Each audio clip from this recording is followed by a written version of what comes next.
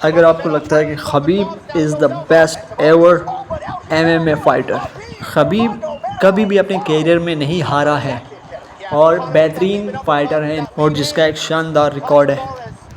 या अगर आपको लगता है कि Islam is the best ever Chechen fighter in MMA history, या फिर हमजाद के बारे में आपकी ये राय है कि हमजाद जो है वो is the best ever MMA fighter, ये तीनों no doubt top 3 Chechen, top 3 Russian fighters हैं।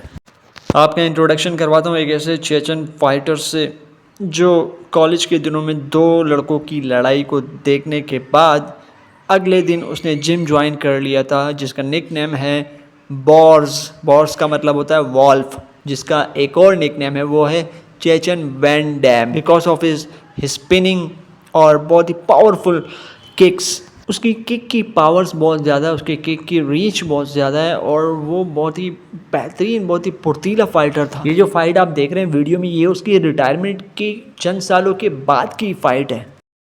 अक्टूबर 30, 1986 को ग्रोजनी रशिया में पैदा हुआ अडलान अमागोव। वो अपने करियर के पीक पर एमएमए से रिटायर हो गया था, जिसकी वजह शायद तो रिलीजियस है और या दूसरी वजह यह है कि वो अपनी फैमिली को टाइम देना चाहता था। जॉन जोन्स, जिसको यूएफसी का greatest of all time fighter कहा जाता है, उस जॉन जोन्स को इसने अपने कैरियर के शुरुआती दौर में स्पैरिंग के दौरान ऐसी स्पिनिंग किक लगाई कि वो ज़मीन पर गिर गया।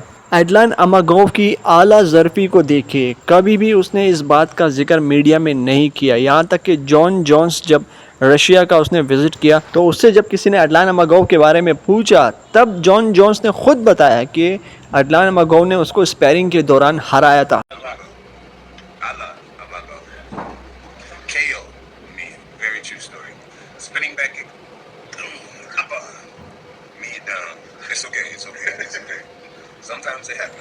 फाइनली इन 2011 एडलान अमागोव ने कॉन्ट्रैक्ट साइन किया अपनी पहली फाइट के लिए स्ट्राइक फोर्स से। यूएफसी से पहले स्ट्राइक फोर्स ऑर्गेनाइजेशन हुआ करती थी। रॉन स्टार्लिंग से उसकी पहली फाइट थी, जिसको उसने तीनों राउंड में पटका और बहुत ही ज़बरदस्त तरीके से हराया। इस जीत के साथ ही उसने स्ट्राइक फोर्स में अपनी बेहतरीन एंट्री मारी।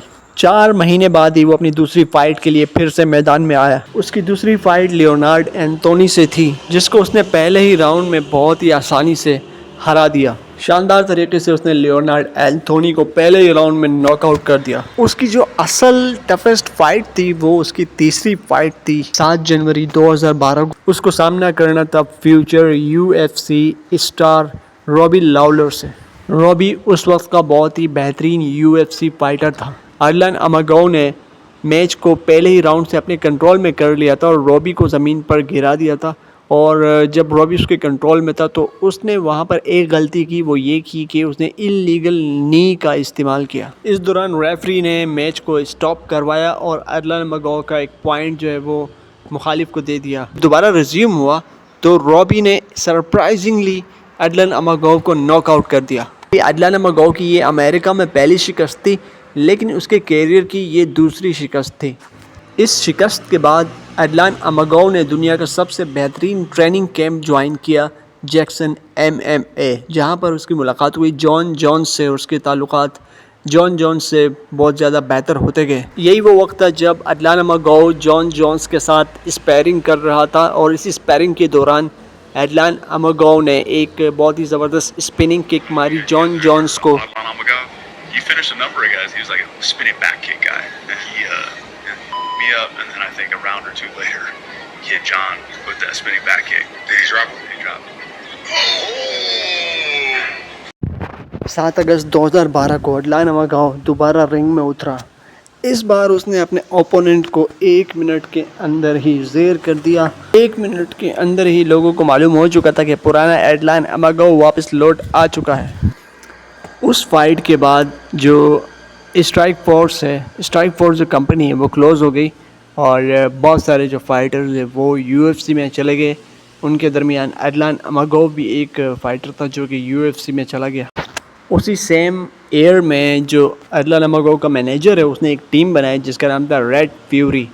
अब इस टीम में जो है बड़े बड़े नाम शामिल थे, जैसे कि खबीब। एक ही टीम में होने की वजह से अब एडलान अमागोव और खबीब एक ही साथ ट्रेनिंग किया करते थे, एक ही साथ प्रैक्टिस किया करते थे एडलाइन अमागो ने जब रिंग में वापसी की तो उसने वेल्टर वेट में जाने का फैसला किया। 6 अप्रैल 2013 को उसका मैच था क्रिस बैंक के साथ। इस फाइट में एडलाइन अमागो को अपने हरीफ क्रिस बैंक के ऊपर तीनों राउंड में बढ़तरी हासिल थी और ये पूरी तरीके से एकतरफा मैच था। एडलाइन अमागो ने बहुत आसानी से ये मैच जीत लिया। 6 महीने बाद एडलाइन अमागो की फ़ाइट थी टीजे वालबर्ग के साथ और टीजे वालबर्ग को बहुत बुरी तरीके से नॉकआउट किया एडलाइन अमागो ने।